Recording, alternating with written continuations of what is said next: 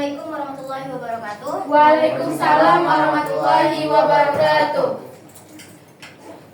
Di sini saya Nada Fadal Suhaila dengan NIM 230311307 akan menjelaskan tentang apa itu dan berbagai hal lainnya tentang pemodelan sistem pendamping keputusan.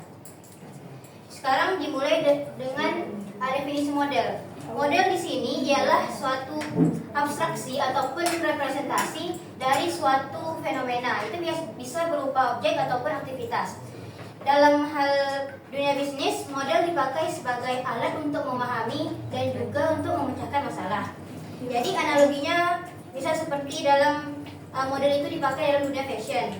Jadi seorang model mewakili pakaian tertentu, sehingga pembeli bisa membayangkan bagaimana produk itu digunakan. Jadi model itu bukan sebagai realitas yang sebenarnya, tetapi representasi yang bisa membantu pemahaman. Lalu selanjutnya yaitu jenis model. Di sini ada 4 jenis model dasar, yaitu yang pertama ialah model fisik, di mana model fisik itu merupakan representasi nyata dalam bentuk 3 dimensi, seperti contohnya itu miniatur. Di sini model ini biasanya hanya sebagai gambaran. Lalu yang kedua yaitu model naratif, di mana model naratif ini ialah deskripsi atau penjelasan dengan kata-kata. Itu baik berupa lisan ataupun tulisan. Sebagai contohnya itu ialah use case diagram. Lalu yang ketiga adalah model grafis, di mana di sini memakai simbol, garis, dan juga diagram. Contohnya itu seperti flowchart dan juga UML. Yang keempat yaitu model otomatis. Di sini berupa rumus ataupun persamaan. Contohnya seperti model inventory ataupun return on investment atau ROI. Selanjutnya yaitu tujuan pemodelan. Di sini tujuan utamanya itu ada 2, yaitu yang pertama adalah mempermudah pemahaman, di mana mempermudah ini maksudnya terhadap sesuatu yang kompleks. Contohnya peta yang lebih mudah dipahami dibanding kondisi geografis yang aslinya. Lalu yang kedua tujuannya itu adalah membantu prediksi atau peramalan, forecasting. Di sini model digunakan untuk memperkirakan kondisi di masa depan, misalnya tren penjualan, kebutuhan persediaan ataupun risiko pasar. Jadi model itu tidak hanya menyederhanakan, tapi juga membantu kita melihat untuk ke masa depan. Selanjutnya yaitu keuntungan pemodelan. Di sini ada beberapa keuntungannya, yaitu yang pertama biaya analisis yang lebih murah. Ini analisis lebih murah dibanding percobaan nyata. Yang kedua yaitu model memungkinkan untuk menyingkat waktu, atau ini hemat waktu karena simulasi komputer bisa menggantikan percobaan bertahun-tahun. Lalu yang ketiga, manipulasi model lebih mudah dilakukan. Ini maksudnya variabel bisa diubah tanpa merusak sistem yang nyata. Yang keempat yaitu akibat yang ditimbulkan dari adanya kesalahan-kesalahan sewaktu proses trial and error lebih kecil. Di sini risikonya lebih kecil karena kesalahan di model tidak merugikan hal yang besar. Lalu selanjutnya itu menjadikan seorang manajer atau top level manajemen itu dapat menghitung risiko yang ada pada proses-proses tertentu. Yang keenam yaitu menjadikan analisis dilakukan pada kemungkinan-kemungkinan solusi yang banyak sekali. Jadi banyak alternatif yang dijajaki oleh model ini. Lalu selanjutnya yaitu meningkatkan pembelajaran dan pelatihan, di mana ini untuk mendukung pelatihan tertentu. Selanjutnya, tiap ada keuntungan pasti ada keterbatasan atau kerugiannya. Di sini kerugiannya itu yaitu yang pertama, tidak selalu mampu menggambarkan semua faktor nyata. Ini misalnya seperti faktor sosial, politik, ataupun ekonomi dan sebagainya. Yang kedua yaitu membutuhkan keterampilan matematis yang tinggi. Di sini baik untuk membuat model maupun menginterpretasi outputnya. Artinya model itu harus dipakai dengan hati-hati dan tidak dianggap sebagai representasi sempurna dari realitas. Selanjutnya yaitu tentang fase pengembangan model. Di sini terdapat 3 fase. Yaitu pertama fase penentuan masalah, di mana di sini kita harus tahu apa yang mau kita identifikasi seperti isu utamanya, analisis lingkungan ataupun pengumpulan data yang dimulai dari hal di fase 1.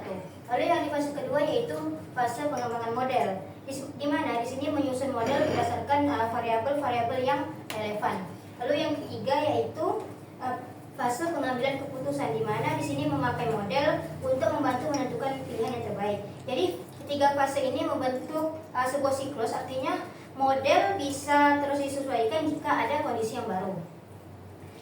Selanjutnya yaitu manfaat model. Di sini ada beberapa, yaitu yang pertama mengetahui apakah hubungan yang bersifat tunggal. Yang kedua yaitu memperjelas hubungan signifikan antara unsur-unsur tersebut. Lalu yang ketiga untuk merumuskan hipotesis mengenai hakikat hubungan-hubungan antar variabel. Dan yang terakhir yaitu untuk memberikan pengelolaan terhadap pengambilan keputusan.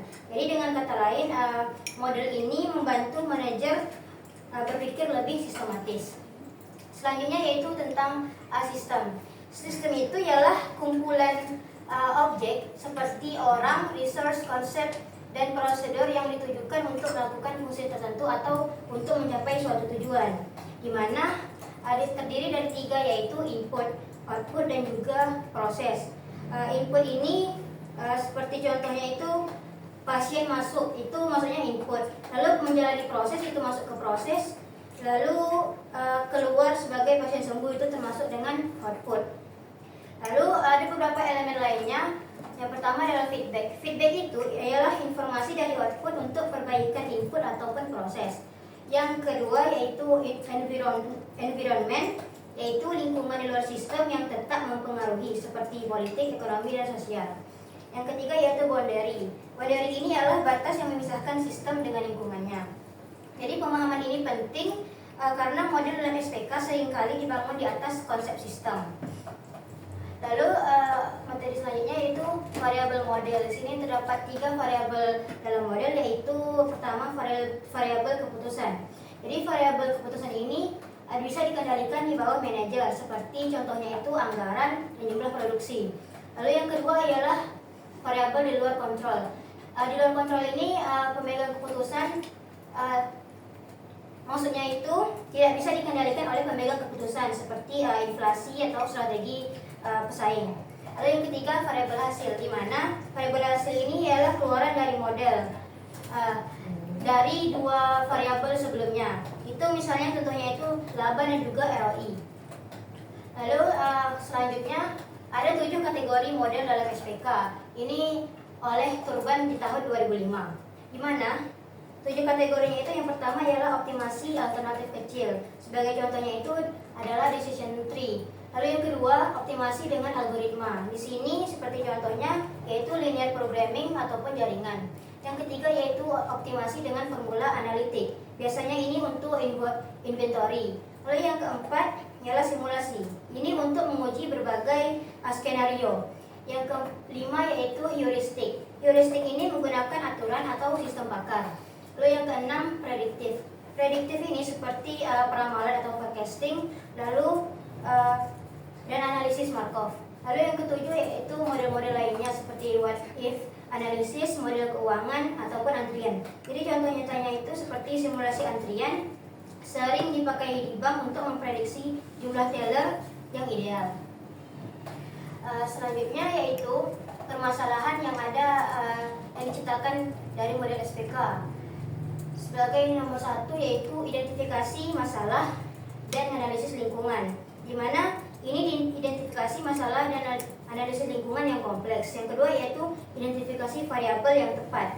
Lalu yang ketiga perlunya forecasting atau peramalan yang akurat. Lalu yang keempat penggunaan beberapa model keputusan. Ini kadang butuh beberapa model sekaligus untuk dalam satu masalah. Lalu yang kelima seleksi kategori. Ini seleksi kategori model itu bisa apakah itu statis ataupun apakah itu dinamis. Lalu yang keenam manajemen model, yaitu bagaimana model disimpan, diperbarui dan juga digunakan dengan konsisten. Lalu yang kelima yaitu pemodelan berbasis pengetahuan.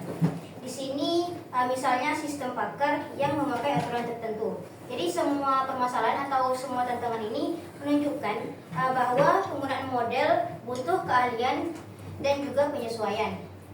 Kemudian kita masuk ke sesi pertanyaan. Jika yang ditanyakan silakan.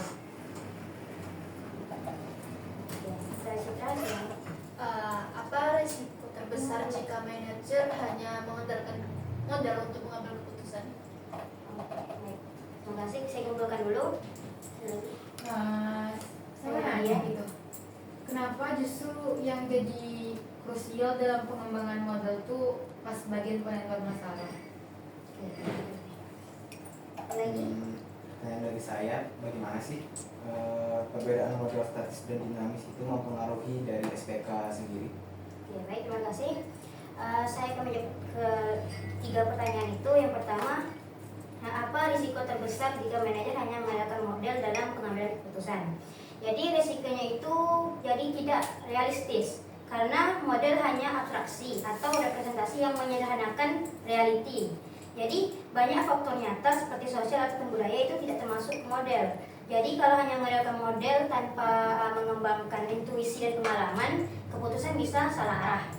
Lalu untuk pertanyaan kedua, mengapa fase penentuan masalah dianggap paling krusial dalam pengembangan model?